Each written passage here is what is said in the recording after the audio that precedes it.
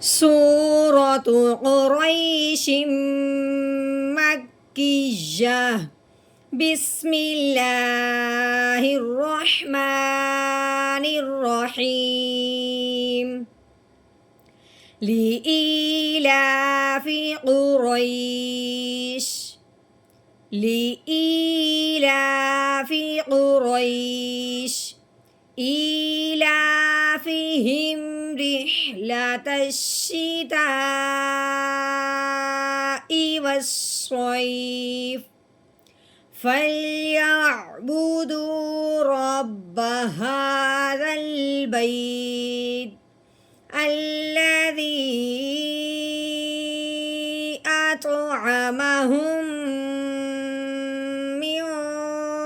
جوع وآمنهم من